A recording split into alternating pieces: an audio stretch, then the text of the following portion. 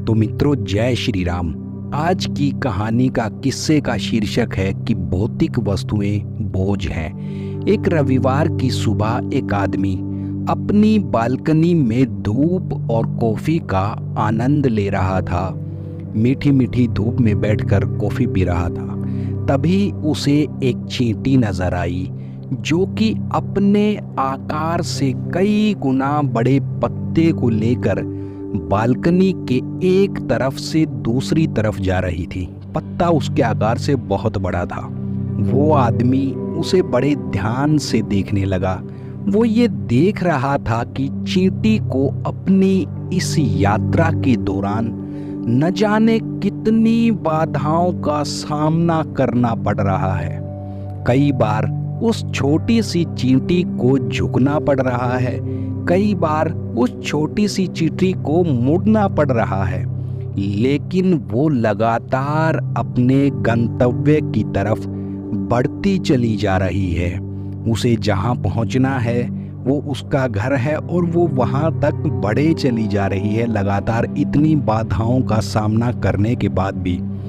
तभी उसे एक जगह फर्श में उस चींटी को दरार दिखाई दी। वो थोड़ी देर रुकी, सोच विचार करने लगी और फिर उसने उस दरार के ऊपर वही बड़ा पत्ता डाल दिया जिसे वो साथ लेकर घसीटते हुए बहुत दूर से ला रही थी। उस चींटी ने उस दरार के ऊपर उस पत्ते को डाल दिया। उस पत्ते के ऊपर से फिर चींटी ने चलकर उस दरार को पार कर लिया। उस दरार रूपी बाधा को चींटी ने पार कर लिया। फिर उसने उस पत्ते को जब वो दूसरी तरफ पहुंची तो अपने साथ फिर से उठाया और अपनी यात्रा को दोबारा एक बार फिर से शुरू कर दिया। आदमी उस चींटी की चतुराई से बहुत मोहित हो उठा।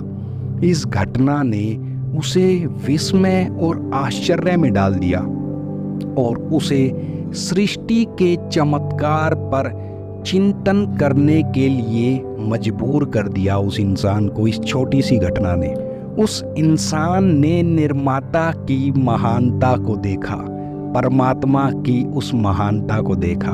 उसकी आंखों के सामने संसार का यह छोटा सा प्राणी, एक ऐसा प्राणी जो कि आकार में तो बहुत छोटा है किंतु फिर भी विश्लेषण करने में, चिंतन करने में, तर्क करने में, अवसर तलाशने में, राह खोजने में और बड़ी से बड़ी बाधाओं को दूर करने की उस छोटे से जीव में भी मानसिक क्षमता है। वो जीव भी उस छोटी से छोटी बाधाओं और बड़ी से बड़ी बाधाओं को दूर करने में उसकी मानसिक क्षमता बहुत ज़्यादा है।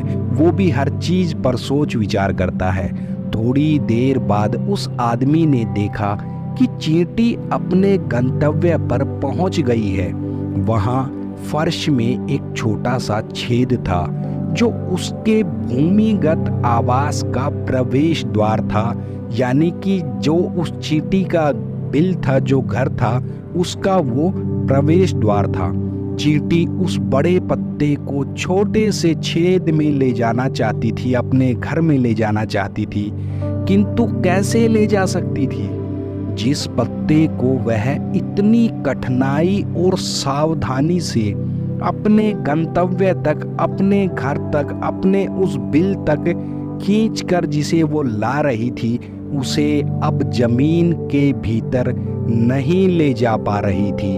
अतः आखिरी में उसने उस पत्ते को वहीं पर छोड़ दिया और खाली हाथ अपने घर में चली गई, अपने उस छोटे से बिल में चली गई। उस नन्हे से जीव ने, छोटे से प्राणी ने श्रम साध्य और चुनौतीपूर्ण यात्रा को शुरू करने से पहले अंत के बारे में नहीं सोचा था। अंत में वही बड़ा पत्ता उसके लिए एक बोझ से ज्यादा कुछ नहीं था। अब उस चींटी के पास अपने गंतव्य तक पहुंचने के लिए उसे पीछे छोड़ने के अलावा कोई भी विकल्प नहीं था। उस आदमी ने बालकनी में बैठे बैठे उस दिन उस चींटी से एक महान सबक सीखा। यही हमारे जीवन का भी सच है। हम अपने परिवार की चिंता करते हैं, अपनी नौकरी की चिंता करते हैं कि नौकरी पे ऐसा ना हो जाए, नौकरी पे वैसा ना हो जाए, मुझे नौकरी से निकाल ना दिया जाए, मुझे ट्रांसफ़र ना कर दिया जाए। इन सब की हम लोग चिंता करते रहते हैं। हमें चिंता रहती है कि हमें कहाँ रहना चाहिए, किस प्रकार का वाहन खरीदना चाहिए, किस प्रकार के कपड़े पहनने चाहिए, कौन से गैजेट को हमें अपग्रेड कराना है। अच्छा आईफोन 12 आ गया, अच्छा आईफोन 13 आ गया, अब तो मैं 13 लूँगा, आईफोन 13 लूँगा क्योंकि उसमें एडवांस फीचर है। इस तरह अलग अलग हमारी जो हैं इच्छाएं रहती हैं। हम अपने जीवन की यात्रा में यह महसूस ही नहीं करते कि ये सब केवल बोझ है, जिन्हें हम अत्यधिक सावधानी और खोने के डर से ढोए चले जा रहे हैं। हम अंत में केवल यही पाते हैं कि आखिरकार ये जो भी मायाजाल हमने पाल रखा है ये सब बेकार है। हम इन्हें अपने साथ कभी नहीं ले जा सकते और तब हम इन्हें छोड़ने पर मजबूर हो जाते हैं। तो दोस्तों, इस छोटी सी कथा से हमें क्या सीख मिलती है? हमें इससे ये सीख मिलती है कि जीवन की यात्रा का आनंद लें। कल की चिंता में आज की खुशियों को व्यर्थ ना करें। जिसे आप घसीटे लिए चले जा रहे हैं, देखना एक दिन वही आपके लिए बोझ बनने वाला है। तो इसलिए सदा प्रसन्न रहें, किसी का दिल ना दुखाएं, अपने बड़ों का आदर सम्मान करें और गौ सेवा करें। इसी के साथ वीडियो को देते हैं विश्राम। जय श्री राम, जय श्री राम, जय श्री राम।